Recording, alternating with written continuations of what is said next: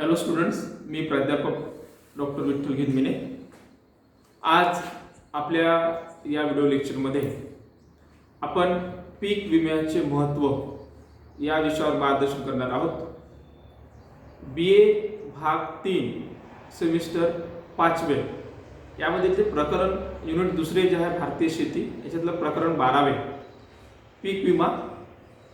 आता याच्यामध्ये आपण पीक विम्याचा अर्थ, त्याचे वैशिष्ट्ये, मागील व्हिडिओ क्रमांक 238 मध्ये आपण पीक विम्याची रचना कशी केली जाते ते बघितलं होतं।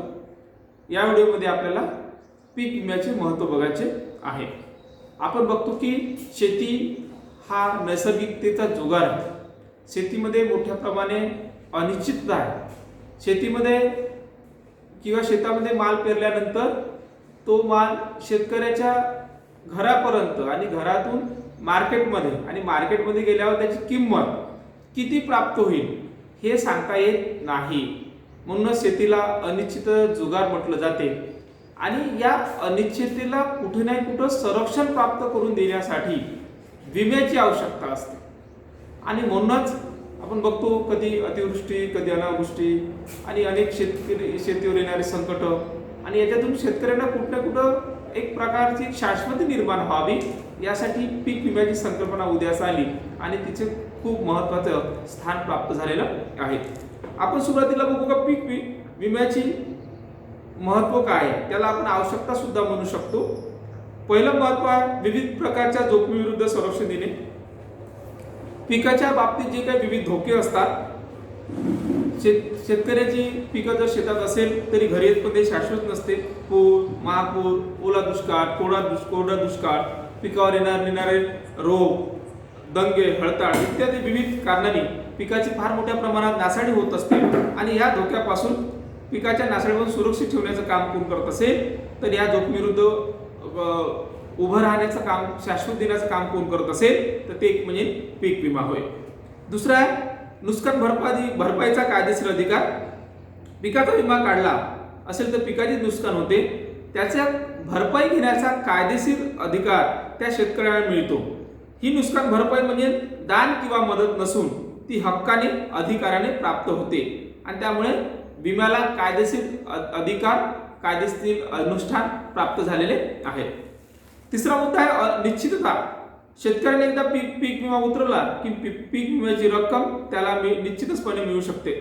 पिकाचा विमा काढल्यामुळे शेतकऱ्यांना सरकारच्या आर्थिक स्थिती किंवा सरकारच्या आर्थिक धोरणावर अवलंबून राहण्याची गरज नसते।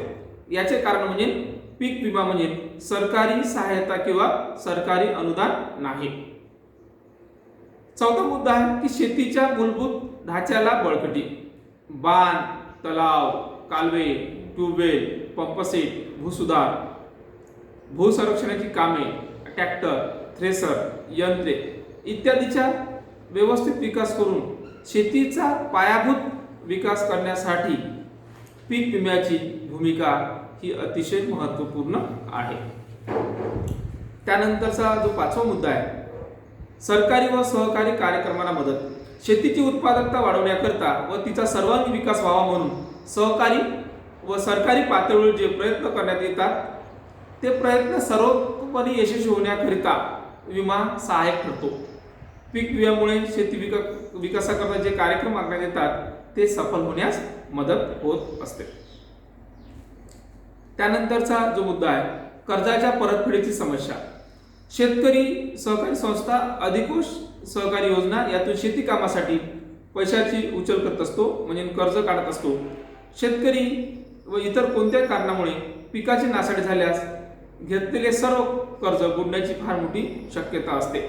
अशा संकट समयी कर्जाच्या परतफेडीची व्यवस्था करण्याचं कार्य हे पीक विमा करीत असतात।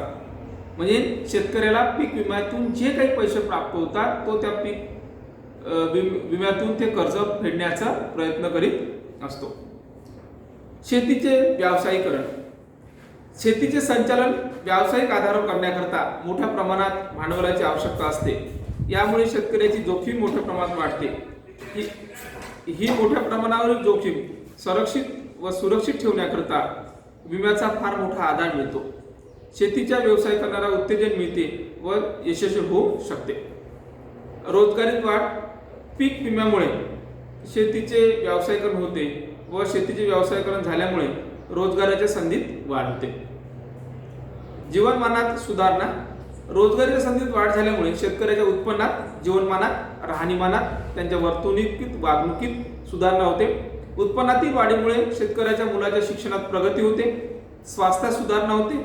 वाढत्या रोजगारामुळे व वाढत्या उत्पन्नामुळे बहुतेक सर्व आवश्यक वस्तू खरेदी करून सुखसोयी प्राप्त होऊ शकतात, अधिक उपभोग घेऊ शकतात. थोडक्यात रोजगार वाढल्यामुळे शेतकऱ्याच्या राहणीमानामध्ये सुधारणा होते.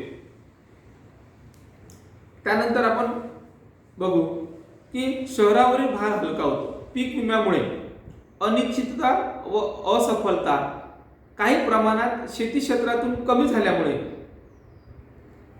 शेतीवर किंवा शेती व्यवसायावर लोकांचा विश्वास वाढतो आणि परिणामतः जे लोक शहराकडे स्थलांतरण करण्याच्या मनस्थितीत असतात किंवा स्थलांतरित होतात यांना एक शेतीमध्ये आधार वाटू लागते आणि अनेक लोक शहरामध्ये आपला व्यवसाय न करता शेतीचाच व्यवसाय प्रगतपणे किंवा आधुनिक पद्धतीने करतात आणि त्यामुळे शहरावरचा भार हलका होतो आणि खेडी सुद्धा समृद्ध होतात.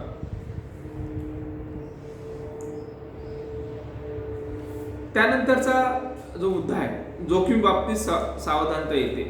पीक विमा योजना ही शेतकऱ्याचे जोखमीपासून संरक्षण देते, तर त्यासोबतच जोखमी बरोबर सावधानतेचे इशारे पण देते. विमा कंपन्या शेतकऱ्यांना विविध जोखमीविषयी माहिती देऊन सावधान करते, पण त्यासोबतच त्यावर उपाययोजना, त्यावरील आवश्यक सुद्धा प्रशिक्षण देतात आणि त्यामुळे शेतकऱ्यांना जे काही शेती व्यवसायात रिस्क घेतात किंवा जी जोखीम निर्माण होते ते जोखीम सुद्धा कमी होत असते. त्यानंतरचा मुद्दा जो आहे की आधुनिकीकरणाचा आधार. आधुनिकीकरणाकरता शेती व्यवसाय फार मोठा आधार होतो. याचे कारण उद्योगधंद्यांना कच्च्या मालाची जी आवश्यकता असते व ती आवश्यकता शेतीमार्फत पुरवली जाते. कारण आपण बघतो की शेती आणि उद्योग हे अर्थव्यवस्थेतील अतिशय दोन महत्त्वाचे स्तंभ आहेत आणि शेती आणि उद्योग एकमेकाला पूरक आहे, ते पर्याय नाही. आणि त्यामुळे एखाद्या देशाचा औद्योगिक विकास करायचा असेल तर शेतीचा विकास होणं आवश्यक आहे. आता शेतीचा विकास जर करायचा असेल तर शेती व्यवसायामध्ये सुरक्षितता आणि शाश्वती निर्माण करणं आवश्यक आहे आणि जर सुरक्षितता आणि शाश्वती निर्माण करायची असेल तर त्याला पीक विम्याचं संरक्षण अतिशय आवश्यक आहे. आणि त्यामुळे आपण पर्यायाने असं म्हणू शकतो की पीक विमा ही औद्योगिक करणारा आधार देत असते. याच्यातला नंतरचा मुद्दा आहे देशातील अर्थव्यवस्थेचा आधार. भारतासारखे जे कृषी प्रधान देश आहे त्यांना पीक विम्याची नितांत आवश्यकता असते, कारण पीक विम्यामुळे शेतीची व्यवस्था सुधारते, ती दृढ बनते. कृषी प्रधान देशातील अर्थव्यवस्था शेतीवर अवलंबून असतात, म्हणून एखाद्या देशातील अर्थव्यवस्था सुदृढ करण्यासाठी पीक विम्याची महत्त्वाचं स्थान आहे. भारतासारख्या देशामध्ये शेतीला तर अर्थव्यवस्था कणा म्हटलेला आहे, शेतीला तर अर्थव्यवस्थेचा आत्मा म्हटलेला आहे. आणि जर हा कणा आणि जर हा आत्माच आत्मनिर्भर नसेल, त्याला संरक्षण नसेल तर त्या देशाचा विकास होऊ शकत नाही. म्हणून महात्मा गांधींनी म्हटलं होतं तुम्ही खेड्याकडे चाला, खेडी समृद्धी करा. जर शेती समृद्धी झाली, शेतीचा विकास झाला तर देशाचा विकास व्हायला वेळ लागणार नाही. जर आता आपल्याला शेतीची समृद्धी करायची असेल तर शेतातील पिकाला आपल्याला विमा कवच द्यावं लागेल. विमा कवच दिलं शेतकऱ्यामध्ये एक आनंदाचं वातावरण निर्माण होईल, शेतकऱ्याच्या मनामध्ये एक सुरक्षेची भावना निर्माण होईल, शेतकऱ्याच्या मनामध्ये एक आश्वासक शेतीविषयक कल्पना निर्माण होईल आणि अनेक शेतकरी शेतीला उदरनिर्वाहाचं साधन न मानता एक व्यावसायिक दृष्टिकोनातून शेती करेल आणि पर्यायाने देशातील शेती व्यवसाय अर्थव्यवस्थेचा आधार होईल. आणि म्हणून पीक विमा वर्तमान काळातील शेतीची आवश्यकता झालेली आहे.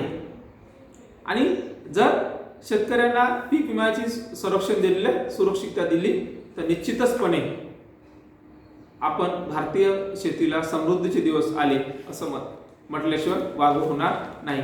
तर धन्यवाद मित्रांनो. तर आज आपण या व्हिडिओ लेक्चरमध्ये पीक विम्याचे महत्त्व बघितले. हा व्हिडिओ BA भाग 3 सेमिस्टर 5 च्या विद्यार्थ्यांनी अवश्य बघा. अभ्यासक्रमाच्या दृष्टिकोनातूनही बघा, कारण पेपरला हा प्रश्न वारंवार विचारला जातो आणि व्यावसायिक दृष्टिकोनातून किंवा शेतीच्या दृष्टिकोनातून सुद्धा बघा. धन्यवाद.